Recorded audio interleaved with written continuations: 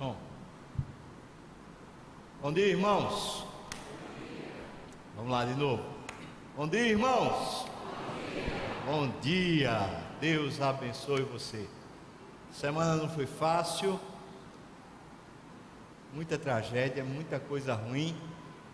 E a gente fica meio surumbático, assim, abatido. Eu chorei um bocado essa semana. Tive minha porção de luto, mas também fui visitado pelo Senhor, e o Senhor é a nossa força, a nossa grandeza, aquele que nos aperfeiçoa e nos garante. Estamos entrando nesse mês que é dedicado ao Natal. Esse ano eu acho que vai ser aquele Natal pobre, feio. As decorações a gente não está vendo, acho que não vão haver muitas. Vai ser talvez aquelas confraternizações mais mirradas, muita gente desempregada, muita gente que está empobrecida. Então tudo isso parece que faz o Natal ficar meio sem graça, sem aquele gosto de Natal. Mas o que é o Natal? O que é o Natal? O nascimento de Jesus. O texto lá de João diz para a gente que o Verbo, aquele que foi o Criador de toda a história, o dono do universo, que pela sua palavra cria o que não existe, o Verbo se torna gente, carne, igual a mim e a você, habita conosco, e o resultado disso é que nós vemos a sua glória, a glória do unigênito do Pai. Como vemos? Através da graça, essa bondade insistente, resistente de Deus, e da verdade, aquela justiça que nos confronta, falando tudo que é mentira precisa ser tirado. Nós vimos a presença de Deus por causa do Natal. E se a gente para de celebrar o Natal como sendo a festa do encontro, o encontro da humanidade com Deus, a gente perde o sentido. A festa do Natal não está representada pela potencialidade que a gente tem de gastar dinheiro ou de receber presentes, nem muito menos pelas confraternizações. Se esse ano só houver uma confraternização e nela a gente tiver de comer cachorro quente, ou tiver de comer pão duro, seco, amém. Amém, irmão, ou não? Eu vi que umas 3 pessoas que estão de regime disseram amém. O resto não quis nem dizer amém, que disse: eu vou comer pão duro nem a pau. É ou não é? Então, você topa um Natal só com a presença de Jesus e sem esses traqueios sociais? Eu queria introduzir você numa linha de pensamento para esse mês ser uma reflexão nossa. A partir de hoje a gente começa uma nova série, uma série que é uma reflexão sobre a genealogia de Jesus, a história dos antepassados de Jesus, que é a história da salvação. Deus poderia muito bem contar a história do seu filho a partir só do seu filho, talvez a partir da história de Maria. Me parece que Maria é aquela mulher muito piedosa. Então, talvez pegando a linhagem ali de José e Maria, só ali no comecinho, só pai e mãe, a coisa ficaria bonita. E Jesus então entraria para a história assim, uma história bem bonita. Mas a gente abre o Evangelho de Mateus capítulo 1, o que é que a gente encontra? Encontra a genealogia desde o comecinho. E a gente vai ver o nome de algumas mulheres na genealogia, o que não é comum, especialmente naquela época, se colocar o nome da esposa dentro da genealogia. E todas as vezes que aparece o nome das mulheres na genealogia de Mateus, a gente encontra algum fato histórico com um transtorno, daquele tipo de transtorno que a gente, quando sabe da nossa história familiar, a gente não conta. A gente guarda, faz de conta que não aconteceu nada, porque são aquelas histórias feias, aquelas que ninguém precisa saber. Mas Jesus entra na história humana sem esconder quem foram os seus antepassados. O próprio Deus faz questão de dizer: olha, meu filho vai encarnar na história, tendo como seus antepassados um bocado de problema grave, agudo, para que a história seja redimida e resgatada pela presença do Verbo, pela presença de Deus entre os homens. Por isso, eu queria que você e eu, quem sabe, nesse mês de celebrarmos a vida eterna, celebrarmos a presença de Deus entre os homens, nesse mês a gente começar a resgatar a nossa história, repensar a nossa história, a história feia, especialmente ela, e em vez da gente pôr um pano ou pôr uma mordaça, dizer eu não vou tocar nesse assunto, como fez Forrest Gump. Toda vez que ele via um problema, ele dizia assim: eu não falo mais nisso, isso eu não quero mais conversar. Em vez de a gente fazer isso, dizer olha, pus uma pedra, eu não toco mais, e na verdade aquilo continua ferindo a gente, quero convidar você, durante esse período de dezembro, à medida que refletirmos na palavra, a gente começar a encarar de frente o lado feio. Quem sabe Deus pode começar a usar o lado feio da nossa história, e em vez de a gente encobrir as nossas transgressões, a gente passar a falar delas pela redenção, pela nova vida que há em Cristo Jesus, que pega as trevas e transforma em luz, que pega a maldição e transforma em bendição, que faz daquilo que é ruim o grande potencial da nossa história. Será que você pode caminhar comigo nisso?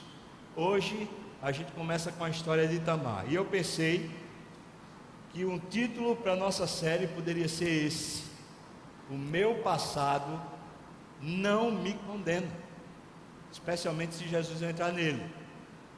O lado feio da minha história, na verdade, anuncia que Deus é grande o suficiente para me pegar daquela história feia e fazer de mim homem de Deus, fazer de você mulher de Deus. Estava sentado naquela sala, lembro bem do reflexo da luz que vinha na janela em direção aos meus olhos. Eu estava contra o sol, e todos os líderes daquele instituto bíblico sentado ao meu redor.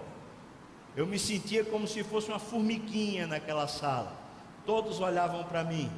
Eles tinham acabado de me dar uma notícia daquelas que destrói seu coração. Eles disseram para mim: você está expulso, você é arrogante, você não tem como permanecer nessa instituição, faça as suas malas e volte para casa. Eu me sentia como uma formiguinha diante de gigantes, e pensei: eles vão me esmagar. Eu falei: eu não tenho direito nem a falar nada. E eles falaram assim: fale.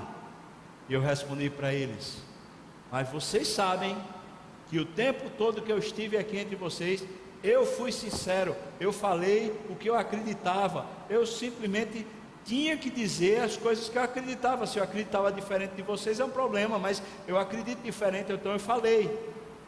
E aí um líder que estava bem do meu lado, com voz suave, mas cheia de autoridade, olhou nos meus olhos. Eu não conseguia olhar nos olhos dele, mas ele olhava nos meus olhos, e eu, tirando a vista dos olhos dele, ele me disse assim: em tudo nós vimos você como uma pessoa sincera, mas o que você ainda não descobriu é que você está sinceramente enganado.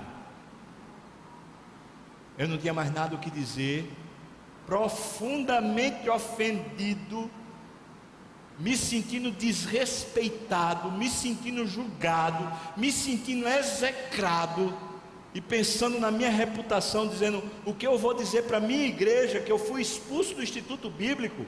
O que é do meu futuro ministerial? Eu não vou ser pastor, eu não vou ser homem de Deus, eu não vou ser mais nada. Desgraçou esses caras, como é que eles podem fazer isso comigo? Eles me desgraçaram. Eu peguei minha mala, cheio de ódio, cheio de justiça própria, saí daquele instituto, cheguei em casa. Quando eu abro a porta da minha casa, que eu entro, está minha mãe lá, minha mãe olha para mim e fala: que é isso, menino? O que é que tu viesse fazer aqui? Porque trouxesse a mala. Eu falei: foi aqueles cara, mãe.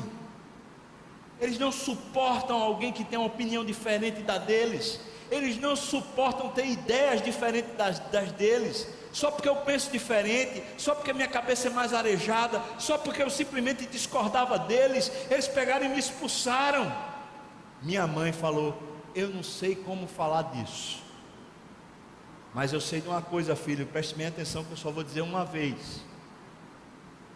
Você pode ser pastor, você pode ser profeta, você pode ser apóstolo, você pode ser evangelista, bispo, arcebispo, papa, o que você quiser. Mas se você quiser ser homem de Deus, você precisa agora pegar sua mala e voltar lá. E você vai na casa de cada um daqueles líderes, olhando nos olhos, você vai dizer: me perdoa porque eu pequei.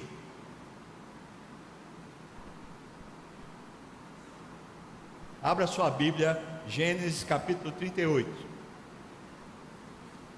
Gênesis capítulo 38. A história de hoje é de Tamar. Tamar é aquela pessoa que sofre afronta, sofre julgamento, é aquela pessoa que sai no prejuízo, é aquela pessoa que tem perda. Tamar serve para mim e para você olharmos para a nossa história e pensarmos como reagimos ao dia mal, como reagimos aos enfrentamentos, como reagimos à humilhação, como reagimos.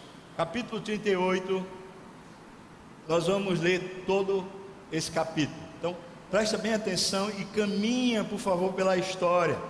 Faz a sua mente criativa começar a participar da história. Diz assim então a palavra do Senhor: aconteceu por esse tempo que Judá se apartou dos seus irmãos, se hospedou na casa de um adulamita. Adulamita é um homem que vivia na região de Adulão, um complexo de cavernas dentro do território que tinha sido dado a Abraão.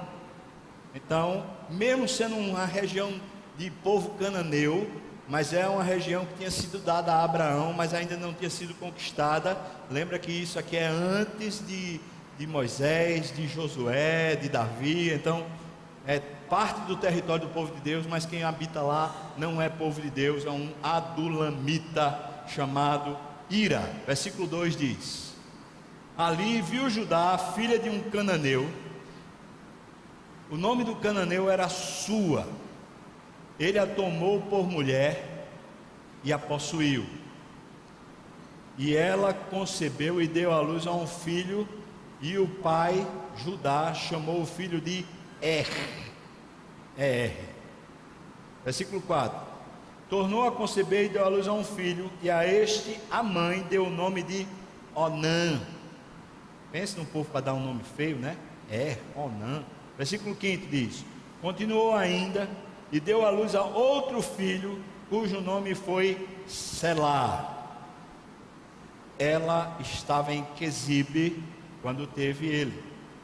Versículo 6: Judá, pois, tomou esposa para o seu primogênito, e o nome dessa menina era Tamar.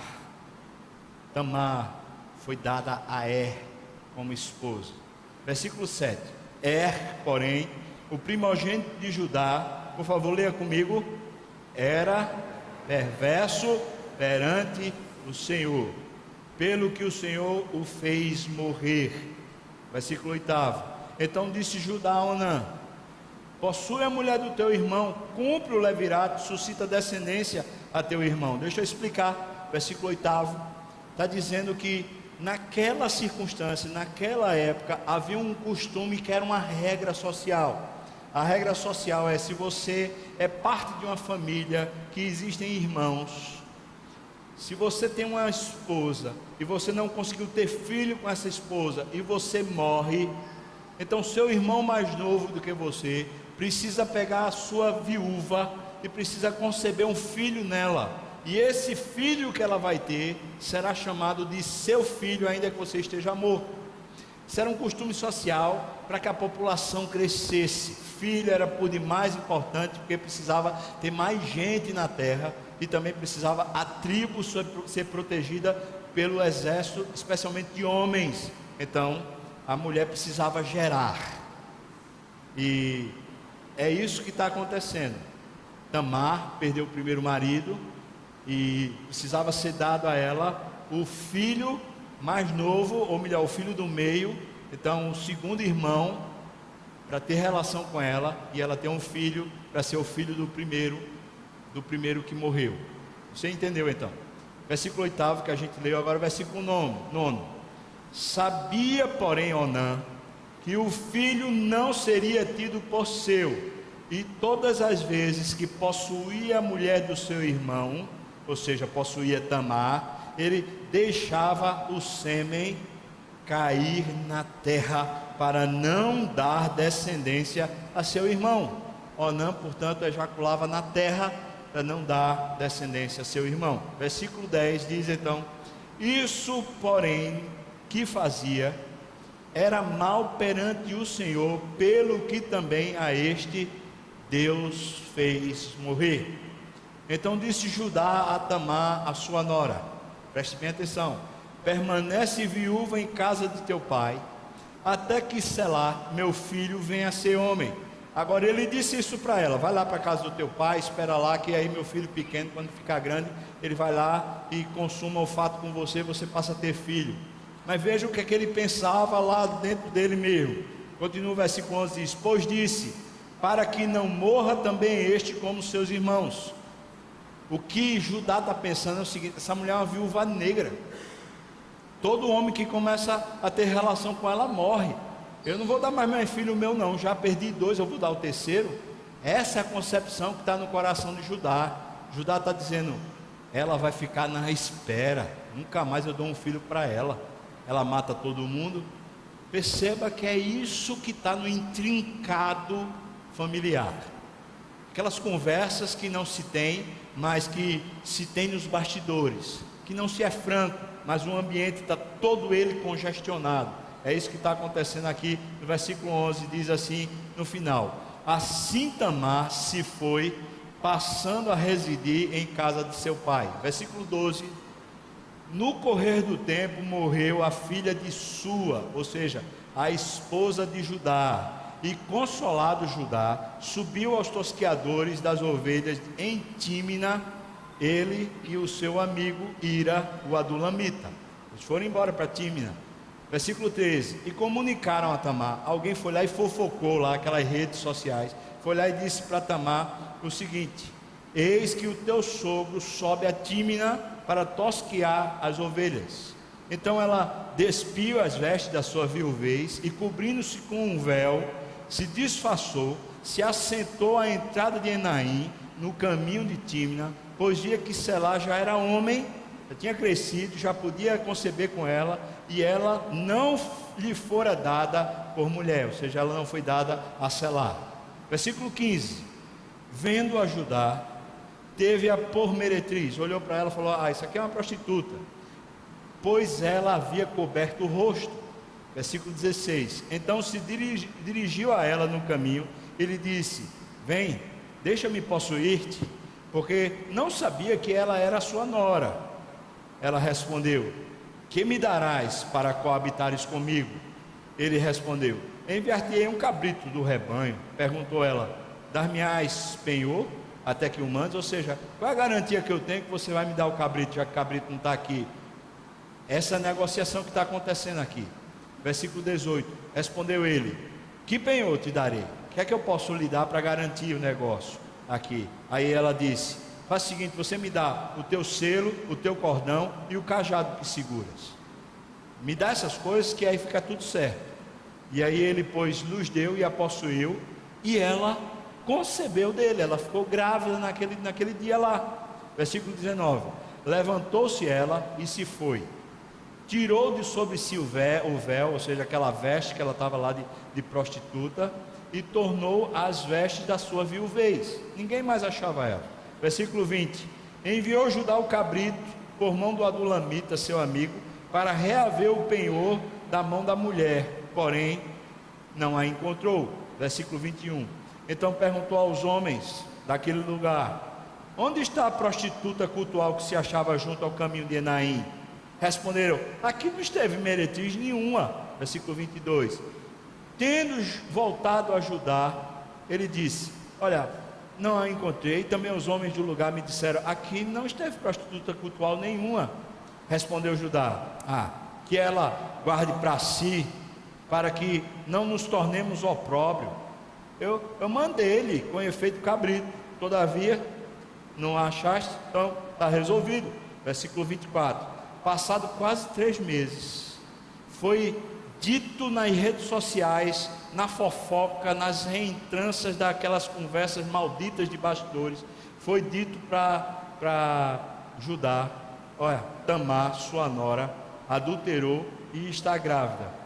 Então disse Judá: tirai-a fora, pega ela pelos cabelos, põe ela para fora, que ela seja queimada. Em tirando-a, mandou ela dizer ao seu sogro: opa, peraí, manda para ele: do homem de quem são estas coisas, eu fiquei grávida. E disse mais: Judá, você reconhece de quem é este selo, de quem é este cordão, de quem é este cajado? Versículo 26. Reconheceu Judá e disse: essa mulher é mais justa do que eu, porquanto não a dei a meu filho Selá. E nunca mais Judá a possuiu. E aconteceu que, estando ela para dar à luz, havia gêmeos no seu ventre, e nasceram, ao nascerem, um pôs a mão para fora, e a parteira, tomando-a, lhe atou um fio encarnado e disse: esse saiu primeiro. Versículo 29. Mas, recolhendo ele a mão, saiu o outro e lhe disse: como rompeste a saída, menino? E lhe chamaram de Pérez, que quer dizer rompimento. E aí, versículo 30. Depois lhe saiu o irmão, em cuja mão estava o fio encarnado, e a este lhe chamaram Zerá. Amém. Vamos orar, irmãos.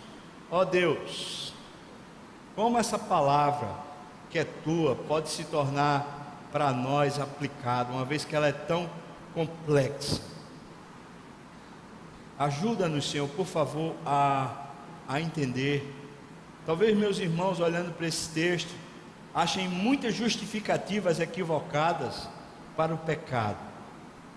E talvez, Senhor, eu seja tendente a pregar o que eu queira e não o que a tua palavra diz. Por isso eu peço ao Senhor que nos livre dos enganos do nosso coração e nos faça entender a tua palavra, Senhor. Por favor, me unja, mas por favor, unge os meus irmãos também, para que esse tempo seja um tempo de crescimento para mim e para eles, Senhor. Isso eu te peço, no nome santo de Jesus. Amém, amém e amém. Você leu a história comigo, veja que história feiosa. Como é que se conta na Bíblia a história desse naipe? Por que Deus faz questão de escavar as entranhas das coisas feias e revelá-las, dizer para mim e para você?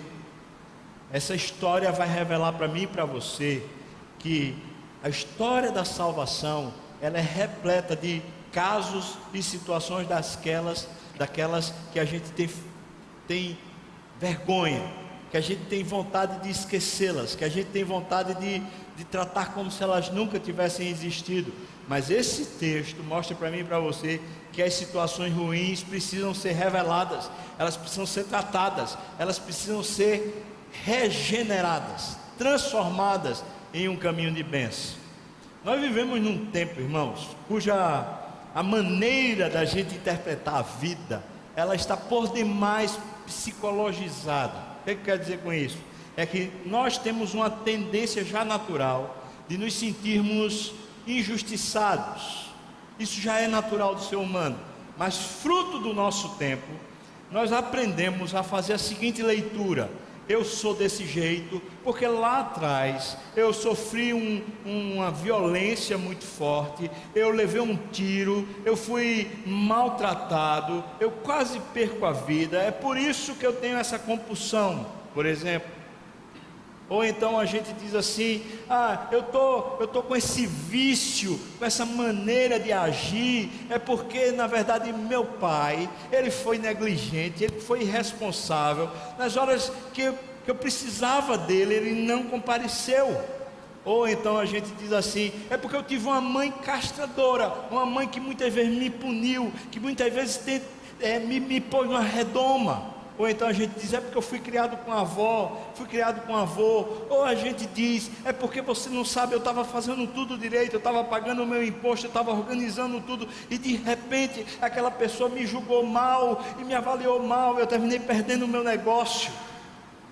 Ou seja, já temos uma tendência de autojustiça ou de autojustificação, e como fruto do nosso tempo, onde se explica o mal que fazemos, ou o mal que temos, se explica a partir de uma falha antecedente, o que tendemos a fazer com as nossas falhas, ou com os problemas mais reais que temos ou tivemos, ou com as crises mais negras da nossa alma, o que tendemos a fazer com essas coisas é colocá-las como vítima.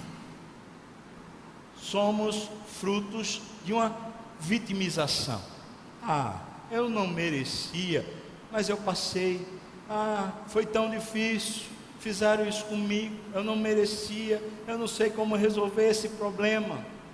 E aí a gente passa a agir muitas vezes como Forrest Gump, falar: eu não quero mais falar sobre esse assunto, eu não quero mais tratar desse negócio, deixa lá.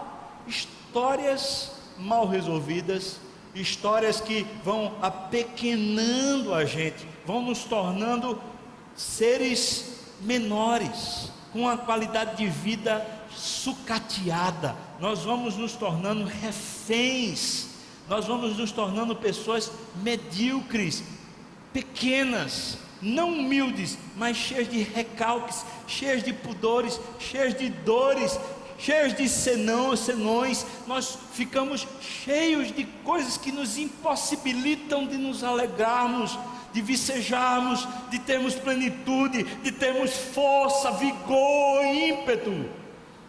Somos uma sociedade tão adoecida, cheios de flagelos na alma, de tristeza, um povo que parece que está sendo acostumado desde cedo a não enfrentar os problemas, a não ter coragem de ver o mal, a não ter coragem de dizer: fiz o que é mal, eu fiz o erro, eu protagonizei a desgraça. E isso tem tornado a gente pessoas extremamente infrutíferas, sem saúde, sem paz, sem alegria. A história de Tamar surge para dizer para mim e para você que na linhagem de Jesus teve gente assim, teve gente que passou pelo perrengue, teve gente que passou pelo cadinho, pelo problema grande, aquele tipo de situação que quando você pensa que vai resolver, ela piora, ela se agrava, e você sofre mais, e você diz assim: mas não é possível que vai piorar, e piora ainda mais uma terceira vez. Você fala assim: que desgraça é essa que eu estou passando? Eu quero dizer para você que a história de Tamar está na genealogia de Jesus para falar que a bagaceira, o caos, esses tormentos, eles são redimidos, eles são lavados, eles são protagonizados por Deus na sua vida, para fazer de você grande, fazer de você cheio de poder, cheio de autoridade, com discernimento e maturidade espiritual. Por isso a escola do sofrimento, a escola da indignação, a escola do problema, a escola da humilhação, é a escola de Deus para nos fazer grandes. A igreja é o povo de Deus que para ser grande precisa ser o menor, que para ser líder precisa ser quem serve. Nós estamos numa engenharia divina, cujo propósito, a maneira de nos fazer funcionar para Ele, de nos fazer bênçãos nessa terra, é justamente tratando a nossa incapacidade, a nossa mediocridade através do renhido, do cadinho, do problema. Por isso, o desafio que temos a partir de hoje, a partir dessa reflexão, é enfrentarmos. Em vez da gente fugir, em vez da gente fingir, em vez da gente maquiar, a gente dizer: é verdade, aconteceu, tem isso é feio, mas o que essa história, o que esse negócio anuncia sobre mim mesmo, e o que esse negócio anuncia sobre Deus na minha vida? Não quem é o culpado, mas o que é que esse negócio fala de quem eu sou? O que é que esse negócio que aconteceu, que foi uma tragédia, que me maculou, que me feriu, que me diminuiu, que me chegou a me travar todo, o que é que esse negócio me ensina a respeito de mim mesmo? O que é que esse negócio me ensina a respeito do poder de Deus, da majestade de Deus, da glória de Deus na minha vida? Veja só, irmãos, quando a gente olha para a história de Tamar, primeiro capítulo que se desenrola, ela é pega na casa do seu pai, ela é uma cananeia, ela não tem herança religiosa, ela é uma pagã, uma gentia, era uma pessoa sem Deus. Ela é pega na casa do seu pai. Naquela época, para o casamento, não se fazia namoro, não tinha aquele negócio assim: ai, eu amo você, você é tão especial. Não tinha nada desse negócio. Era assim: o pai com o pai chegava a fazer um acordo lá, dava uma vaca, dava um cabrito, um bode, uma coisa, fazia um acordo lá, e agora você, mulher, tinha sido entregue para aquele homem que você nunca viu na sua vida. Judá foi na casa de Sua, chegou lá e falou, Judá foi lá na Cananéia e disse assim: acho que essa menina aqui dá certinho para o meu filho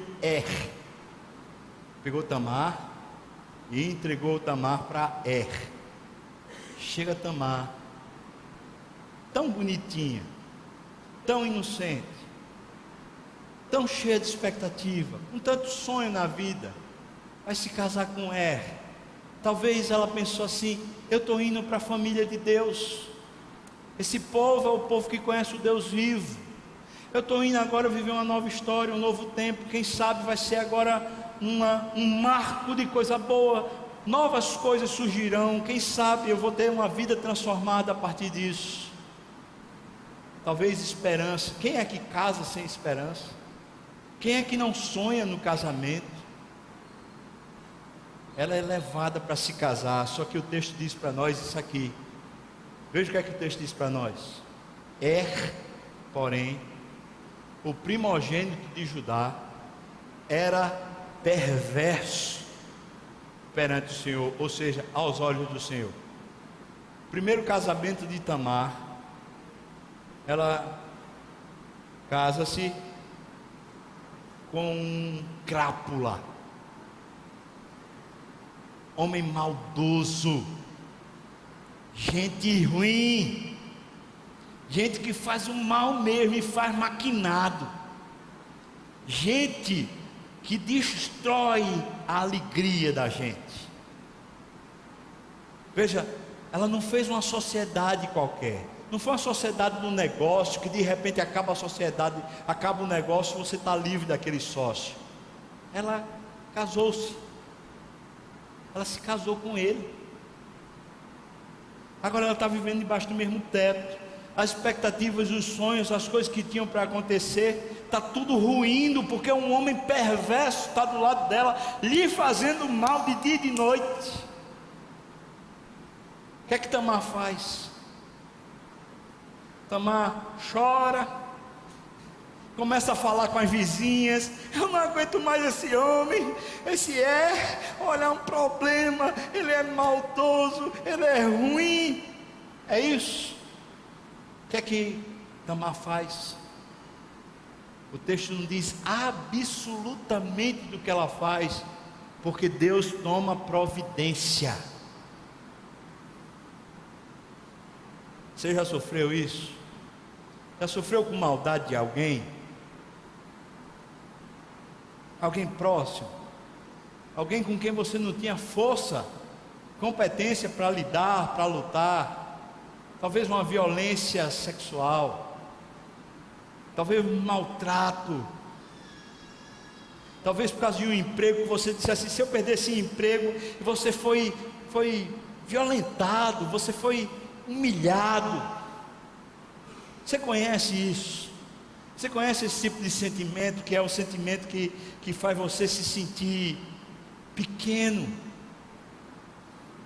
faz você dizer assim: não vale a pena, não vale a pena, eu quero pular fora, eu não aguento, eu vou pular fora. Já sentiu esse negócio? Tamar não pula fora. Deus toma providência. Quanto tempo durou esse casamento? Nós não sabemos. Não há um relato dizendo assim: ela casou num dia, o cara era mau, no outro dia ela perdeu, se tornou viúva. Não, o cara era mau, era perverso perante o Senhor, e Deus pegou e matou ele. É isso que diz o texto. Mas o que eu posso dizer para você é que essa mulher começa na sua vida muito bem. Ela enfrenta a perversidade sem arrogância, porque há um Deus que pode intervir na maldade daqueles que fazem contra nós. O nosso Deus é poderoso para fazer muito, muito mais do que tudo que pensamos ou pedimos, porque há um poder de Deus que opera grandiosamente em nós, mas daqueles que resolvem enfrentar o mal e não se afugentar na miudeza de se sentir pobrezinho. Preste atenção. Tamar está sendo violentada, mas Deus intervém. Nosso Deus é o Deus que intervém. Bom, agora está resolvido, é ou não é? O marido morreu, o cara era um crápula, não prestava para nada, agora ela é viúva. Bom, dos males o menor, é melhor só do que mal acompanhado. Isso é o que você pensa. Eu vejo o segundo capítulo. No segundo capítulo aparece Onã. Onã é o irmão do meio. Onã é aquele que deveria fazer o levirato acontecer, ou seja, é o cunhado que deveria suscitar um filho a partir de Tamar, mas era um filho de Er, não era o filho dele mesmo. Era assim que se vivia naquela época. Só que Onã, todas as vezes que coabitava com ela, sabe o que Onã fazia? Ele deixava o sêmen cair na terra. E diz o texto, para não dar descendência a Er. Irmãos, eu preciso entender isso. Ela sai de um crápula e de repente ela cai na mão de um homem que a usa. Ela se tornou uma ferramenta, ela se tornou um objeto na mão desse homem. O homem usa, manipula, tem um poder sobre ela, um poder legal, tem um poder institucional, tem um poder social sobre ela, e ela está sendo violentada pela segunda vez, porque o homem a usa, tem ela na cama, e na hora de ejacular ele põe fora, e ela simplesmente vai suportando isso. Você já se tornou objeto na mão de alguém? Você já se sentiu sendo simplesmente um joguete, uma coisa para ser usada? Eu posso confessar a vocês que essa posição de pastor, ela tem esse campo inglório e esse campo de tormento. Alguns dados, estatísticas que têm sido feitas em países como os Estados Unidos, onde a população supostamente evangélica é grande, mas aqui mesmo no Brasil também tem sido investigada essa coisa chamada pastoreio. E um dos dados que tem sido dito é: olha, pastor não tem amigos, não tem amigos. E um dos motivos de pastor não ter amigos, segundo a estatística lá, é porque pastor é uma peça, não é gente, é uma coisa a ser usada. Então o pastor não passa a não confiar em ninguém. E eu preciso dizer para você que isso é errado da parte do pastor. Eu tenho conversado isso com a equipe pastoral. Lá no curso, lá em São Paulo, a gente conversou francamente a respeito dessa questão em sala de aula. Pastor precisa aprender, eu preciso aprender e você precisa aprender que pastor é fraco. Eu não estou falando só de pecado não, irmão, também de pecado, mas eu estou falando mais além do que pecado. A gente é gente, tem sentimento, tem ilusão, tem tristeza, tem mágoa, tem ressentimento, tem dodói, tem pontos sensíveis, a maledicência fere. O fato é que pastores muitas vezes assumem a postura de se proteger, e ao assumir a postura de se proteger, eles simplesmente sobem numa capa, eles põem um paletó e se tornam alguém diferente, alguém maior, alguém mais poderoso do que os outros. Isso é pecado do pastor, mas isso também é pecado da congregação. Quantas vezes as pessoas, em vez de quererem ter um amigo, em vez de quererem ter pastoreio, simplesmente querem usar a figura pastoral, querem usar para uma autopromoção. Às vezes a pessoa quer usar de uma maneira tão, sei lá, sem sentido, para dizer, eu sou amigo do pastor. Ou então é para dizer assim, olha, o que eu estou falando eu tenho autoridade porque eu sou amigo do pastor. Ou então, a outra maneira de fazer assim, eu quero ser amigo do pastor porque eu quero ter aquele cargo na igreja, eu quero ter aquela projeção social. Eu estou falando de mim, irmão, mas eu estou falando de mim porque eu quero falar de você. Quando eu falo de mim, me dá autoridade de falar de você. Você se sente assim? Você se sente usado? Questões familiares, você se sente usado? Mulher, você se sente usada pelo seu marido, como se fosse só uma peça, que ele simplesmente quer usar você para aqui e para ali, mas não tem zelo, cuidado, amor, atenção por você?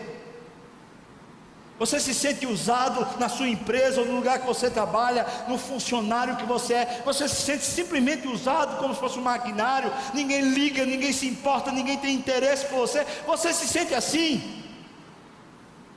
Você se sente assim na liderança da igreja, se simplesmente sendo usado para lá e para cá, mas poucos se importam com você? Você se sente assim? Pois eu preciso dizer para você que Tamar se sentia assim, e se render a esse sentimento, se tornar cativo e refém desse sentimento, é ser pequeno, é se vitimar, é perder a porção da herança, é perder Jesus de meta, é perder o fogo do Espírito dentro do coração. Oh, não usa Tamar. Tamar já vem de um flagelo familiar. Tamar já sofre os desdéns anteriores, e agora vem de novo uma humilhação em cima dela. É só uma máquina, ninguém zela, ninguém ama, ninguém trata. Mas o que Tamar faz? Nada. O Deus que intervém faz por ela. Será que a gente aprende? Será que dá para aprender que é assim que funciona? Deus está zelando por nós, Deus cuida de nós, Deus intercede por nós. O nosso Deus é o Senhor dos exércitos, que vai adiante de nós em todas as batalhas. Será que cremos nisso? Será que cremos que a visitação de Jesus é Deus dizendo, eu me importo ao ponto de habitar com você, de cuidar de você, de ser seu parceiro, aquele que não lhe usa, mas aquele que lhe ama? Será que Natal tem o sentido de me resgatar desses sentimentos pequenos que ficam domando e treinando toda a minha existência? Será que eu posso sair dessa posição que eu estou todo emaranhado, largar esse negócio e dizer, não, Deus intervém, Deus vem ao meu encontro, Deus entra na minha história, Deus pode fazer algo novo. Quando Jesus estava aqui na terra, ele chegou para os seus discípulos e contou a história. Eu queria dizer uma coisa para vocês, meus amigos. Veja Jesus se revelando fraco. Eu queria lhes contar que daqui a pouco vão me prender, vão bater em mim, vão escarnecer de mim, vão me humilhar, e por fim eles vão me matar. Eu vou ser morto por gente que é muito ruim. Ao terceiro dia eu vou ressuscitar. Quando ele diz isso a segunda vez, eles estão lá em cima, no norte de Israel, na chamada, depois da Galiléia dos gentios, nas montanhas de Golã.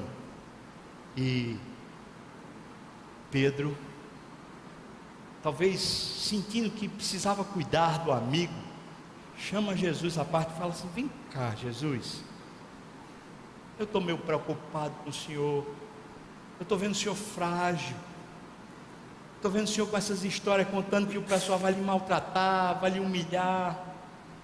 Olha, deixa eu dizer uma coisa para o Senhor, Jesus, tem compaixão de você mesmo, se vitime, por favor, fuja disso, isso de modo algum te acontecerá. Para com isso, Jesus, eu não quero mais ouvir o Senhor falando dessas histórias não, porque essas histórias são muito terríveis.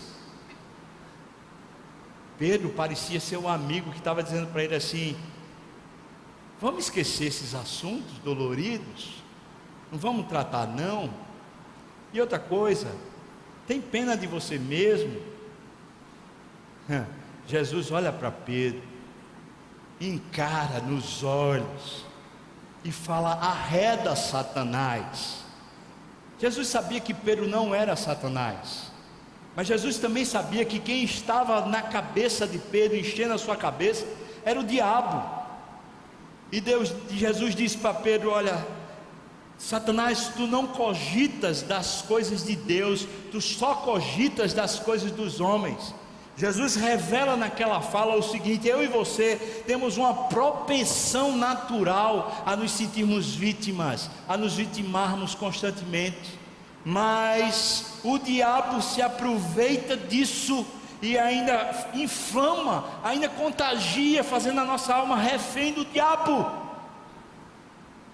À medida que nos tornamos simplesmente pessoas que, coitadinha de mim, eu não merecia, como foi difícil, eu não aguento. Enquanto nós ficamos com esse sentimento de autocomiseração, o diabo inflama a nossa alma, e nós vamos ficando pequenos, nós vamos nos tornando cada vez seres menores, inferiores, com complexo de inferioridade, com depressão e com crises existenciais. Nós não tratamos a vida, não temos coragem de viver.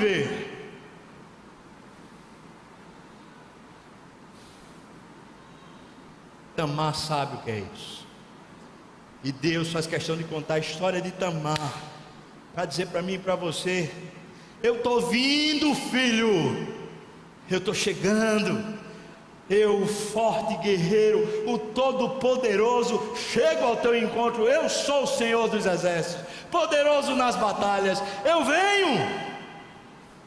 Espera, creia, eu venho, eu chego, eu mudo, eu faço.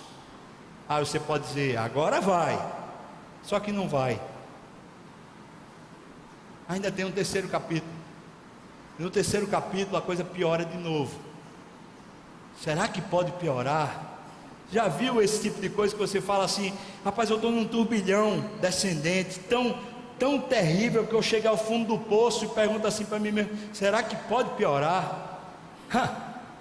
Para Tamar piorou.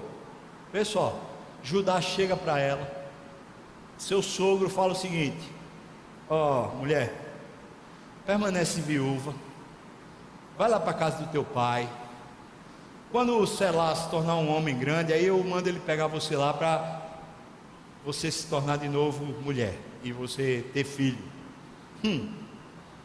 Mas o texto diz para nós, esse mesmo texto, que Judá pensava lá com ele mesmo: essa mulher mata todo mundo, isso é uma viúva negra, não, vou botar mais filho na conta dela de jeito, eu já perdi 2, vou botar mais nenhum não. Ou seja, Judá está agindo com trairagem, aquele cara traiçoeiro, que está vindo por outros métodos. Agora eu preciso dizer para você o que está acontecendo com Tamar. Tamar está sendo devolvida como objeto para sua casa. naquele meio social, a mensagem que está sendo colocada no Facebook para todo mundo é o seguinte: Tamar é imprestável, aquela mulher é uma víbora, aquela mulher não presta para nada, ela está sendo maldita por todos os rincões da terra, todo mundo está falando de Tamar. Tamar pega a sua veste de viuvez, vai para a casa do seu pai sofrer afronta, humilhação. Eu fico pensando, Tamar dentro de casa, pensando assim: não dá nem para sair na rua. Se eu sair na rua, vão ficar falando de mim. Eu não vou nem acessar a internet, porque no WhatsApp vai estar lá a turma falando de mim, vai estar lá falando de mim também no Facebook. Não dá nem para eu mexer nessas coisas. Eu vou sair com quem para tomar um cafezinho? Eu vou sair com quem para conversar? Eu estou desgraçado agora, irmãos. A coisa piorou. Agora é social, não é só dentro de casa. Agora a tormenta se tornou geral. Essa mulher agora vive uma vida, desgraçada. Será que Deus não intervém? Duas intervenções de Deus estavam mostrando para Tamar que Deus cuidava dela, e que Deus cuida continuamente de nós, mesmo quando as situações vão piorando, Deus continua cuidando. É a partir desse momento na história que a gente encontra a última parte. A última parte, ela está viúva lá, quando ela ouve a notícia de que o seu sogro, que agora também é viúvo, o Judá, perdeu sua esposa. Ele está consolado, ou seja, já passou o tempo do luto dele, passaram-se alguns anos aí, e de repente ele está vindo a Tímina, que ficava na região onde ela morava, e ele está vindo para Tímina fazer negócios. Nesse caminho ela diz: eu vou pegar esse cara, ele vai pagar a conta que ele me deve. Ele me deve uma vida, que é a vida que eu não estou vivendo. Eu estou vivendo execrada, mas eu vou enfrentar isso de frente. E o que é que ela faz? Ela chega, se disfarça de prostituta, fica no meio do caminho, e Judá, quando passa por ela, diz assim: rapaz, vou pegar essa mulher. E se encontra com ela, conversa ali e faz um negócio. Ela pergunta: você vai me pagar o quê para você ter sexo comigo? E então ela responde, ou melhor, ele responde: eu vou lhe dar um cabrito, pode ser? Ela diz: tá bom, um cabrito tá bom, mas vamos fazer o seguinte: você não está vendo cabrito nenhum aqui, qual a garantia que você me dá para me dar o cabrito? Ele diz: diga o que é que você quer. Ela é muito esperta, era isso que ela queria. Ela chega para ele e fala o seguinte: eu quero a sua identidade, eu quero os documentos que provam socialmente quem você é, eu quero ter um registro documentado que diga para o mundo todo quem você é. Vamos, me dê por favor o seu selo. O selo era uma espécie de anel que a pessoa fazia como uma assinatura nos documentos onde você fazia um pacto. Selo. Me dê o seu cordão. O cordão era uma espécie de lenço que ficava no pescoço. Era um lenço que você usava muitas vezes quando estava tendo aquela areia, aquele vento na areia, a areia estava vindo, você subia o lenço para evitar que suas narinas ficassem cheias de terra. Aquele lenço, então você prendia o anel. Ela disse: me dê o lenço também, e me dê o seu cajado. O cajado de cada pastor naquela época era como se tivesse uma assinatura pessoal, porque o pastor talhava com cuidado aquele cajado para que ficasse de um jeito que fosse personalizado. É meu, esse aqui todo mundo sabe que é meu, porque ele é diferente. Ele tem aqui essa rachadura, ele tem aqui esse viés, ele tem aqui essa curva, eu fiz assim negócio. Ou seja, cada um tinha o seu cajado de uma forma. Ela disse: eu quero esses negócios que provam quem você é. E ele disse: oxe, beleza, depois eu mando o cabrito, fica tudo resolvido. E ele manda o cabrito, só que quando ele manda o cabrito, procurando uma prostituta, ninguém acha a prostituta. Não acharam a prostituta. E agora? Como é que se resolve isso? Não se resolve. Judá falou: se alguém pegar esse negócio, eu estou frito. Se alguém souber que eu estou como um viúvo, eu estou me prostituindo, eu estou frito. Esse negócio vai ficar feio. Mas já que não acharam a prostituta, bom, faz de conta que resolveu, está resolvido. Eu quis pagar, não tinha ninguém para receber, então eu estou livre dessa pendência. Livre nada. 3 meses depois, aparece a barriguinha de Tamar. está grávida. A fofoca chega. Já viu fofoca, irmão? Já passou por fofoca, não? Já? Igreja não tem fofoca não, tem? Tem? Na sua família tem fofoca? Tem? Não? No Facebook tem fofoca ou não? WhatsApp tem fofoca? Nas novelas tem fofoca? Minha avó já é falecida há muito tempo. Ela foi espírita a vida quase toda. Só mesmo quando ela já estava para morrer que ela se converteu a Jesus Cristo. Minha avó gostava de assistir novela. Eu acho muito interessante quem assiste novela, que às vezes é feito minha avó. Ela falava dos personagens da novela como se fosse um parente. E falava mal. Sabe, aqueles homens que são assim, tipo o galã da novela, mas que na verdade é um caba sem vergonha, né? Aquele caba que é traidor, aquele caba que é falso, sabe? Você já deve ter visto novela. Bom, aí minha avó descascava. Parecia que ela estava falando de um, sei lá, um genro, de alguém assim mais próximo. A nossa sociedade parece que está adoecida com esse negócio de ficar falando, fala. A gente fala de todo mundo. Pois bem, chegou a notícia para Judá. Judá, sabe o que está acontecendo? Aquela tua lá, Tamar, ela não aguentou a viuvez não. Ela pulou o cercado, ela agora está grávida. Ele diz: vai ficar assim não, vou passar vergonha por causa dessa moleca de jeito nenhum. Ela já matou 2 filhos meus. Faz o seguinte, manda ela para fora da cidade e queima ela. Está resolvido. Amém, irmão?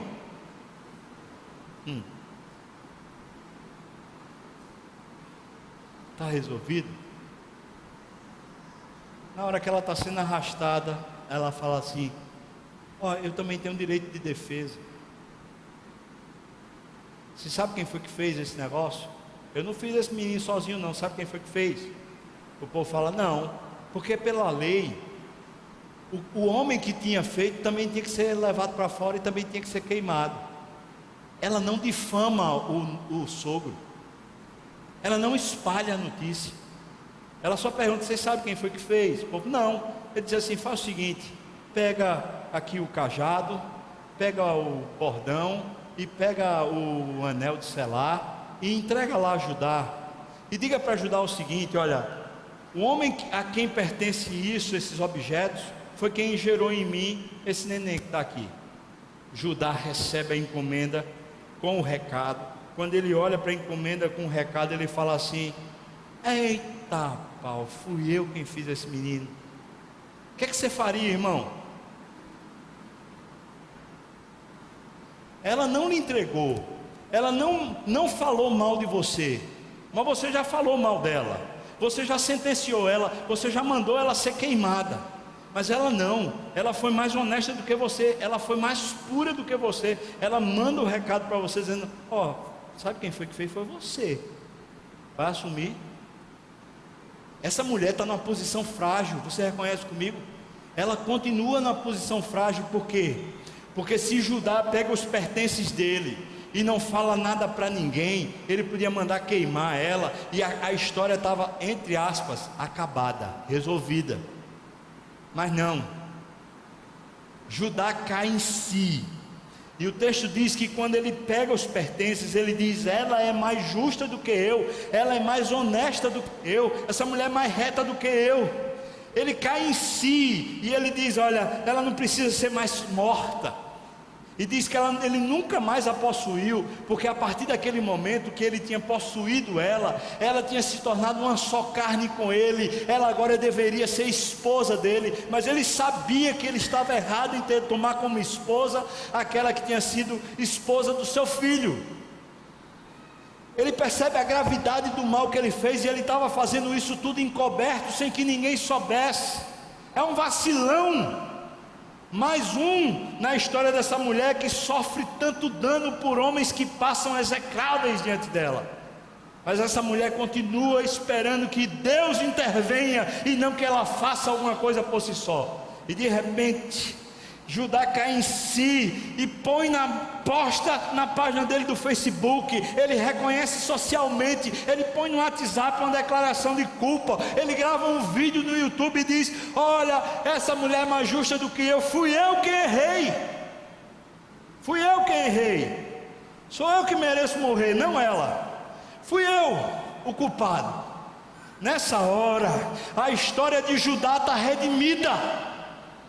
Nessa hora, na hora que se assume, em vez de se encobertar, se assume, na hora que você diz: olha, eu mereço punição, mas Deus dá graça. É nessa hora que você tem a história resgatada.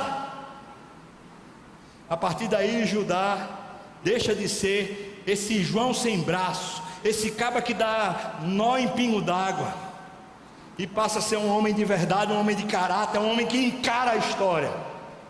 Mas Tamar entra na história do povo de Deus a partir desse ato de grandeza da sua alma, de enfrentar de verdade os problemas da vida, sem se tornar uma pessoa cheia de rancor e de mesquinhez existencial.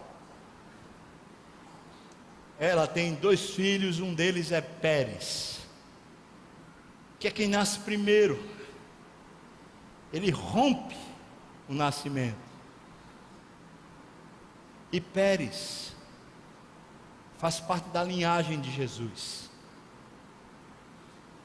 Quando o texto diz que Judá nunca mais a possuiu, quer dizer que Judá assume a responsabilidade sobre ela e passa a respeitar essa moça. Ela encontrou um novo tempo, um tempo de respeito, um tempo de ter seus filhos e de criar os seus filhos com justiça. Um novo momento resplandece sobre a vida da mulher, depois dela passar por muitas pendências, por muitos problemas, por muitas crises. Em cada uma delas Deus foi lá, Deus fez-se presente, Deus abençoou. O Natal aconteceu em cada uma delas, porque Deus chegou. E um novo tempo nasce para a história de Tamar. O que fazemos, irmãos, com os nossos problemas? Como resolvemos os nossos problemas? Quando eu estava naquele ônibus, voltando para um instituto bíblico, o Espírito Santo começou a dizer para mim: você é mau, você é arrogante, você fez mal àquele povo do instituto, você falou mal deles. Você foi dono do seu próprio coração, você foi dono da sua própria verdade. O Espírito Santo começou a mostrar para mim a maldade que habita em mim. E eu fui me quebrantando e pedindo ao Senhor: perdão, Senhor, perdão. Como eu posso ser um homem de Deus se eu vivo assim, escondendo o meu mal, fingindo que sou bom? Deus, perdão, perdão, perdão. Eu desci daquele ônibus chorando em prantos. Tinha um caminho de 8 quilômetros para fazer.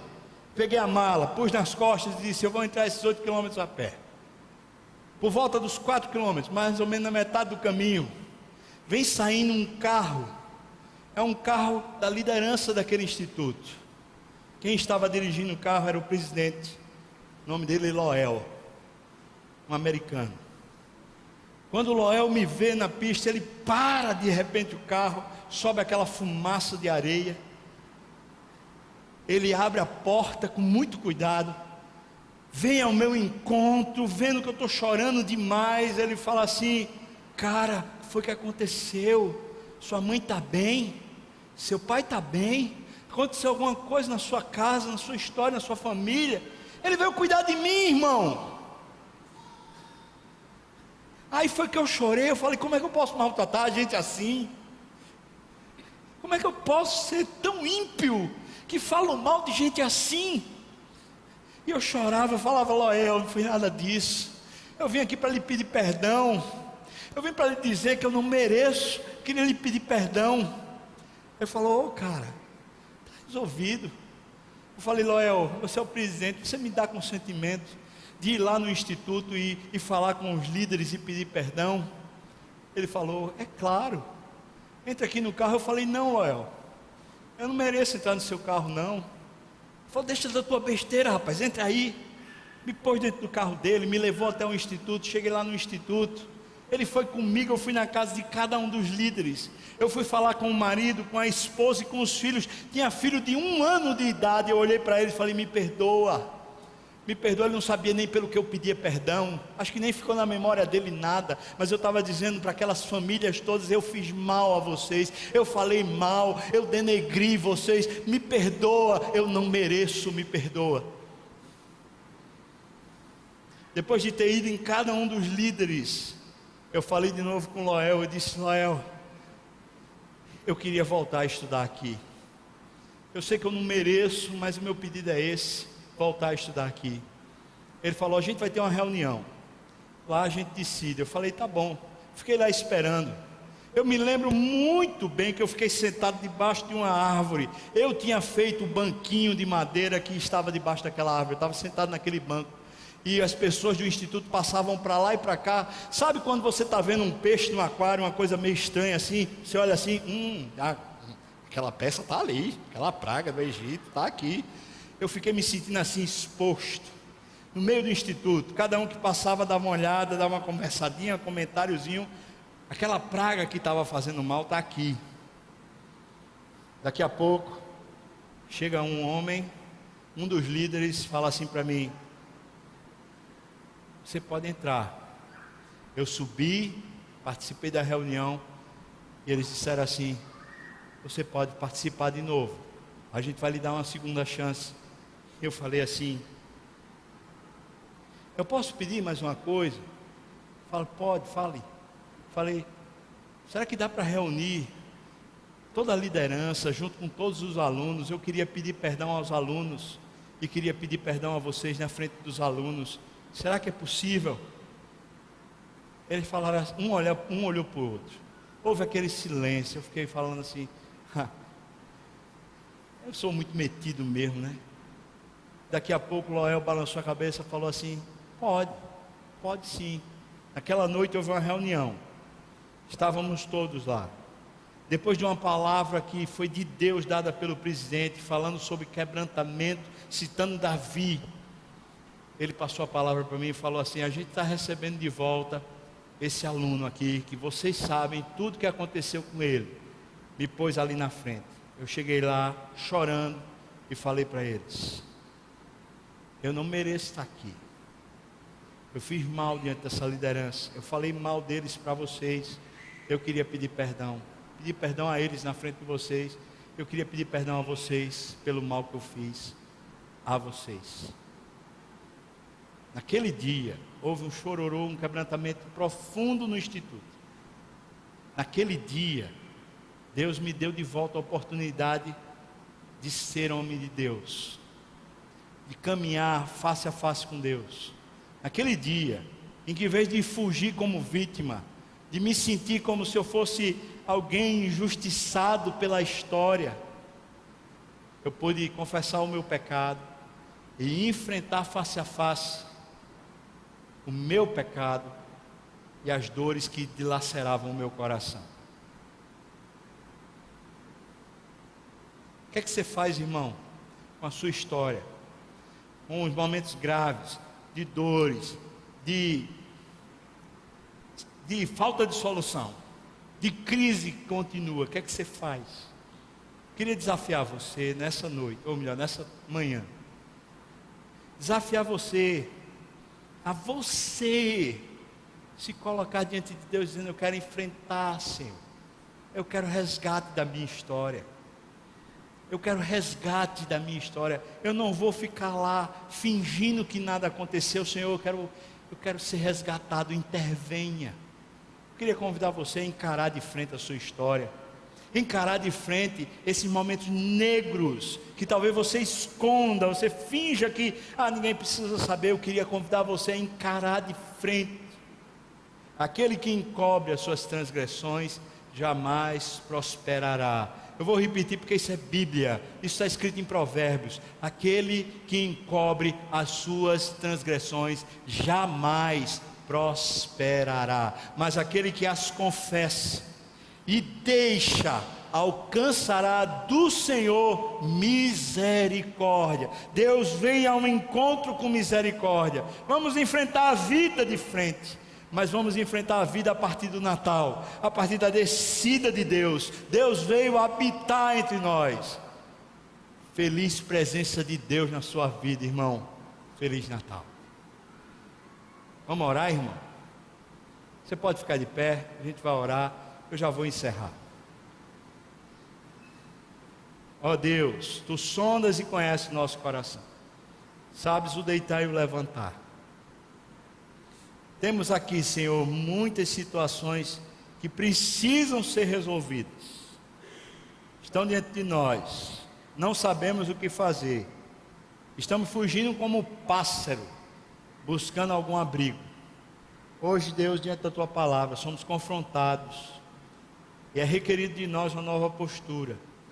Ó Pai, eu peço ao Senhor que por favor nos dê um novo coração, um coração que não se apequena diante da luta, um coração que não fica medíocre diante da dor, mas um coração que crê, um coração que é suficientemente pequeno para crer, para saber que Deus é grande, para saber que o Senhor é fiel, para saber que o Senhor intervém, para saber que Deus, Tu estás na nossa história e Tu és o nosso grande libertador. Deus, venha ao nosso encontro, nos abençoe. Quem sabe nesses dias o Senhor pode começar a resgatar e proporcionar novos momentos, novos resgates, novas aptidões na nossa alma, Senhor. Tira-nos dessa zona de conforto que criamos para nós, que nos faz tão medíocres, Senhor, e nos faz, no nome do Senhor Jesus, cheio de ousadia e intrepidez, para em tudo glorificarmos o Teu nome, no nome de Jesus, amém. E que a graça do nosso Senhor e Salvador Jesus Cristo, o amor de Deus, o nosso querido e amado Pai, a comunhão, o consolo, a bênção, o poder, o avivamento do Espírito venha sobre nós, o povo do Senhor, até quando o Senhor voltar e nos tomar para si mesmo. Amém. Aleluia. Deus abençoe, irmão.